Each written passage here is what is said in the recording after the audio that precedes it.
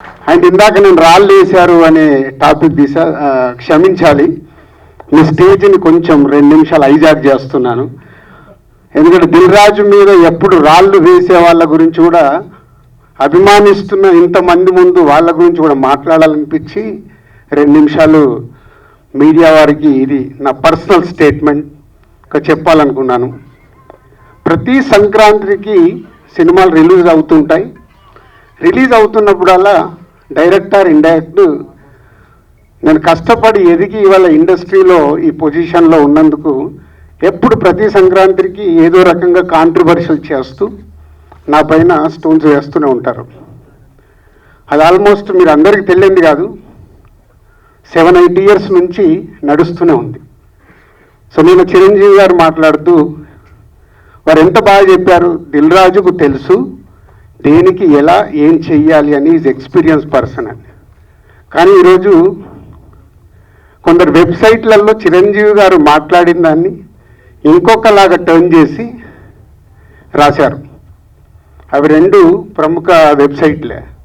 అంటే మీరు నా పైన ఏదో రాసి మీ వెబ్సైట్ ఇంపార్టెన్స్ని పెంచుకోవడానికి వేరే వాళ్ళు ఎందుకు వాడుకుంటున్నారు? మీకు ఇది అవసరమా? అంటే దిల్ రాజు ఏం రియాక్ట్ అవ్వడు, సాఫ్ట్గా వెళ్తాడు అనుకుంటున్నారా?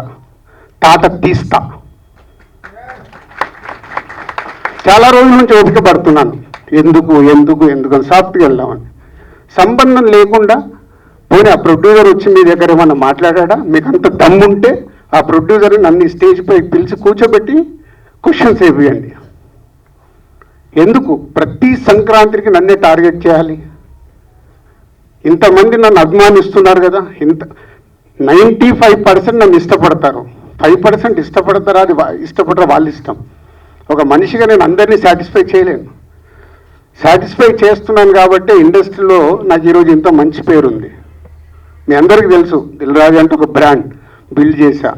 వ్యాపార పరంగా వచ్చే కొన్ని కాంట్రవర్షియల్స్ని మీరు అడ్వాంటేజ్గా తీసుకొని ప్రతి సంక్రాంతికి మీ వెబ్సైట్లు, మీ కొన్ని యూట్యూబ్ ఛానల్స్ కొన్నిటికి వాడుకుంటున్నారు. అది 100% తప్పు. మొన్న జరిగిన ఈ సంక్రాంతి రిలీజ్ల గురించి ఛాంబర్లో మీటింగ్ పెట్టి ఛాంబర్ ద్వారా డీల్ చేసి రవితేజ గారిని కన్విన్స్ చేసి ఒక సినిమాని సంక్రాంతి నుంచి జరిపాం. అది ఎంత కష్టం అది మాకు తెలుసు. తర్వాత ఉన్న 4 సినిమాలు మళ్ళీ ఎవడో రాశాడు, దిల్ రాజు గారు ఏదో తమిళ సినిమా రిలీజ్ చేస్తున్నాడని. ఎవరు చెప్పారా నీకు నేను రిలీజ్ చేస్తున్నానని? ఎవరు చెప్పారు? నీ దగ్గర ప్రూఫ్ ఉందా నేను చేస్తున్నానని ఉందా? ఆ తమిళ సినిమాను కూడా రిలీజ్ పోస్ట్పోన్ చేయించింది నేను, తెలుగులో రిలీజ్ వద్దు అని. మీకు తెలియని న్యూస్లు రాసుకుంటూ ఎందుకు వాడుకుంటున్నారు? ఇందాక నేను అన్నాను కదా, తాట తీస్తాను. ఈజీగా తీసుకోవద్దు. నా పైన ఏదైనా రాస్తే, తప్పుడు రాతలు రాస్తే, మీకు తెలియకుండా కాంట్రవర్షియల్ చేస్తే ఈ రోజు నుంచి నేను ఊరుకోను. ఎన్ని రోజులు నడిచిపోయింది అది గుర్తుపెట్టుకోండి. 4 సినిమాలు రిలీజ్ ఉన్నాయి.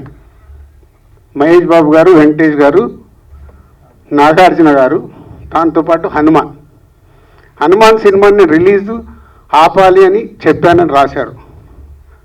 ప్రొడ్యూసర్ని డైరెక్టర్ని నన్ను పిలిచి నేను సినిమా ఆపాలని అడిగానా? సినిమా 14వ తారీఖు రిలీజ్ చేసేయండి అని చెప్పాను. 12 మహేష్ బాబు సినిమా ఉంది కాబట్టి 14th చేస్తే మీ సినిమాకు ఉపయోగం, మీ సినిమాకు నంబర్ ఆఫ్ థియేటర్స్ దొరుకుతాయని చెప్పాను.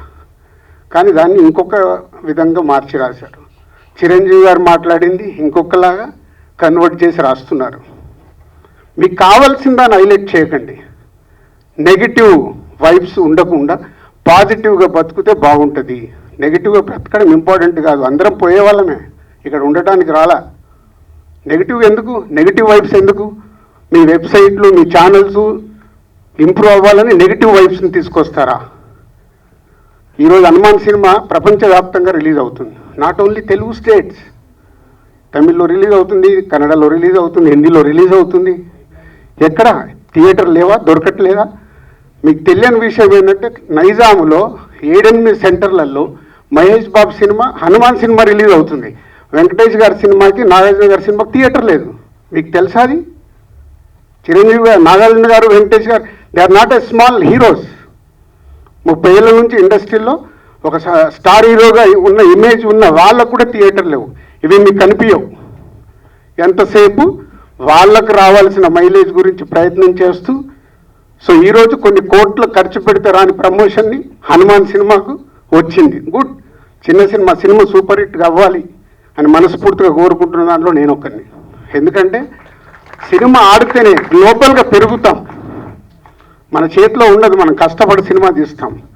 ఇవి తెలియకుండా మీ పిచ్చి రాతలతోని ఏం చేద్దాం అనుకుంటున్నారు? మళ్ళీ మళ్ళీ మళ్ళీ చెప్తున్నా, నా గురించి ఎక్కడన్నా తప్పుగా నా పేరు పెట్టి రాస్తే తాట తీస్తా. దీంట్లో తేడా లేదు. నిజాయితీగా మీకు ఏదైనా న్యూస్ ఉంది రండి, 24 hours అవైలబుల్. మీకు ఏదైనా న్యూస్ కావాలి, సరే ఇలా ఉంది ఇదేంటని అడగండి, నేను సమాధానం ఇస్తాను. నా పిఆర్ వాళ్ళు కూడా మాట్లాడారు డైరెక్ట్. ఎప్పుడన్నా మీ మీడియా వాళ్ళందరికీ తెలుసు ఐఎమ్ అవైలబుల్ ఎనీ టైం. మీ మెసేజ్లకు నేను రిప్లై ఇస్తాను, మీ ఫోన్ కాల్స్కి నేను రిప్లై ఇస్తాను. చెప్పండి మీ మీడియా వాళ్ళందరూ, ఎప్పుడన్నా నేను లేనా, అవైలబుల్ లేనా? దేనికి? మీ మైలేజ్ కోసం నన్ను వాడితే మళ్ళీ మళ్ళీ చెప్తున్నా, తాట తీస్తా, గుర్తుపెట్టుకోండి.